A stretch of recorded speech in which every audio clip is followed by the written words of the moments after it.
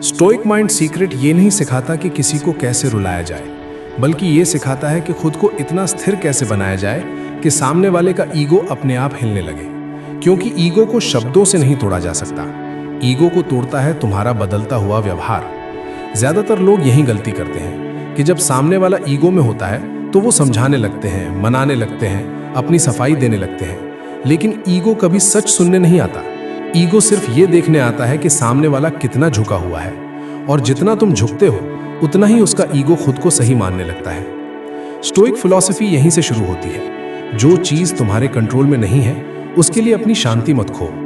इस पहले स्टेज पर यह समझना बहुत जरूरी है कि ईगो असल में ताकत नहीं, डर है। गलत साबित हो जाने का डर, कंट्रोल खो देने का डर।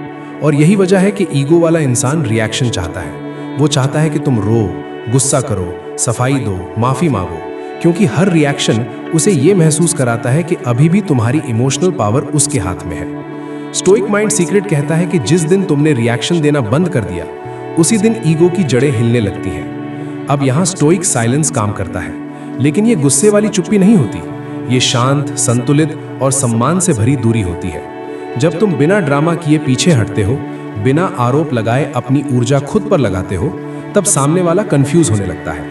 क्योंकि ईगो को सबसे ज्यादा परेशानी तब होती है जब उसे समझ नहीं आता कि सामने वाला नाराज है या बेपरवाह, और यही कंफ्यूजन ईगो के लिए जहर बन जाती है। स्टोइक माइंड सीक्रेट इस स्टेज पर एक बात बहुत साफ करता है।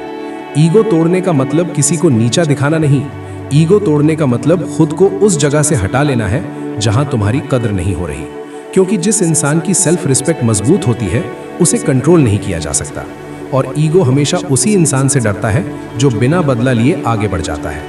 पार्ट 1 यही खत्म होता है इस सच्चाई के साथ कि ईगो को तोड़ने की शुरुआत सामने वाले से नहीं, ईगो को तोड़ने की शुरुआत उस दिन होती है जिस दिन तुम खुद को समझाना बंद कर देते हो, खुद को साबित करना छोड़ देते हो, और स्टोइक माइंड सीक्रेट की तरह शांत रहकर अपनी पावर वापस अपने हाथ में ले लेते हो।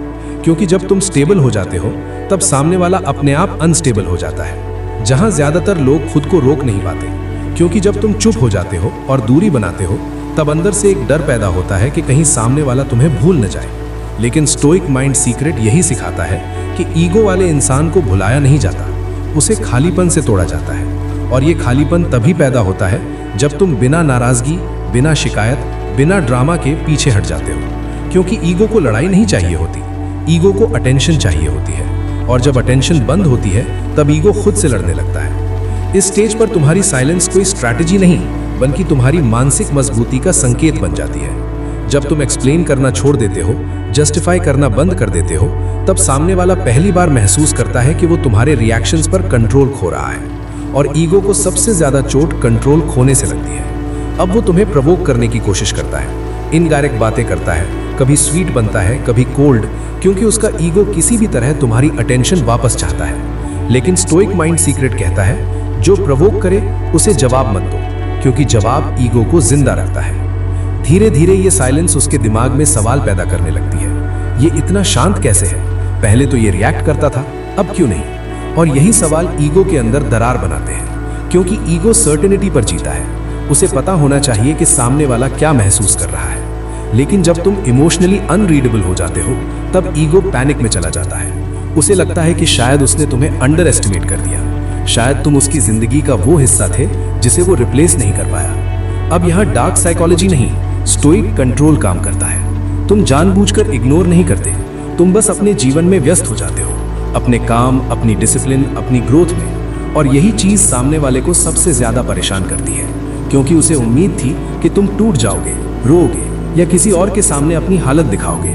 लेकिन जब वो देखता है कि तुम शांत हो, स्टेबल हो और बिना उसे दोष दिए आगे बढ़ रहे हो, तब उसका ईगो खुद से सवाल पूछने लगता है।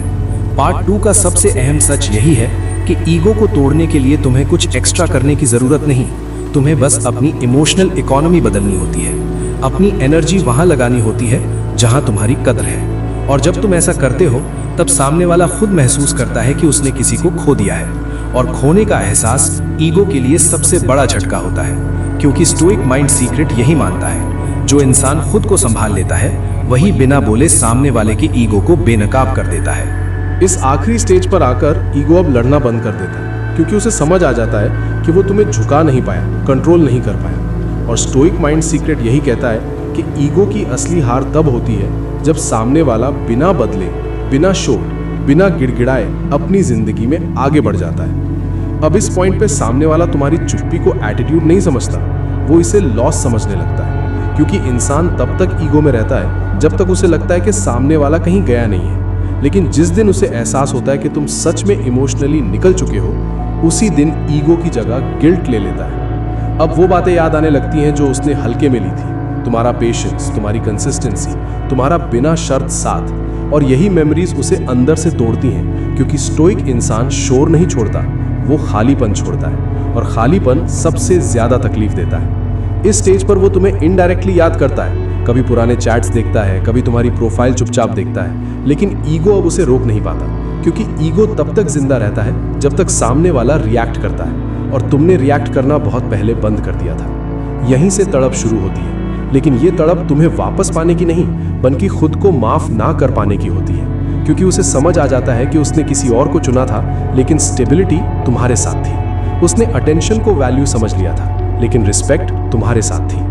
और स्टोइक माइंड सीक्रेट यही सिखाता है कि अटेंशन टेम्पररी होती है, रिस्पेक्ट परमानेंट होती है। अब वो सोचता है कि अगर तुम लौटे भी तो क्या तुम पहले जैसे रहोगे, और यही सवाल उसे अंदर से हिला देता है, क्योंकि स्टोइक इंसान एक बार खुद को चुन ले तो वो दोबारा खुद को खोता नहीं। इस आखिरी स्टेज पर एक बहुत बड़ा सच सामने आता है, ईगो कभी माफी नहीं मांगता, ईगो टूटने के बाद माफी मांगता है। लेकिन स्टोइक माइंड सीक्रेट तुम्हें यहाँ चेतावनी देता है, क्योंकि अब सवाल ये नहीं है कि वो वापस आएगा या नहीं, सवाल ये है कि क्या वो तुम्हारी नई बाउंड्रीज, तुम्हारी नई सेल्फ रिस्पेक्ट और तुम्हारी स्टोइक शांति के लायक है या नहीं। क्योंकि अगर तुमने खुद को खोकर किसी को वापस पाया तो वो ईगो फिर से जिंदा हो जाएगा। यही वजह है कि स्टोइक माइंड सीक्रेट कहता है कि ईगो तोड़ने की जीत किसी को रुलाने में नहीं, जीत इस बात में है कि तुमने खुद को उस लेवल तक बना लिया जहां किसी का ईगो तुम्हें हिला नहीं सकता। और जब तुम इस लेवल पर पहुंच जाते हो, तब सामने वाला चाहे लौटे या ना लौटे, तुम जीत चुके होते हो, क्योंकि असली स्टोइक वही है जो बाहरी जीत से ज्यादा अंदर की शांति को चुनता है। अगर इस पूरी सीरीज ने तुम्हें इमोशनल मजबूती दी, अगर तुम भी किसी के ईगो के नीचे दबे हुए थे और अब खुद को चुनना सीख रहे हो, तो इस वीडियो को लाइक करो ताकि ये स्टोइक सोच और लोगों तक पहुंचे। चैनल को सब्सक्राइब करो स्टोइक माइंड सीक्रेट, क्योंकि यहाँ हम सिखाते हैं रिश्तों में हार जीत नहीं, सेल्फ कंट्रोल और सेल्फ रिस्पेक्ट। और कमेंट में लिखो I choose peace over ego, क्योंकि जिस दिन तुम शांति को ईगो से ऊपर रख लेते हो, उस दिन कोई इंसान, कोई रिश्ता, कोई लॉस तुम्हें तोड़ नहीं सकता। Black heart.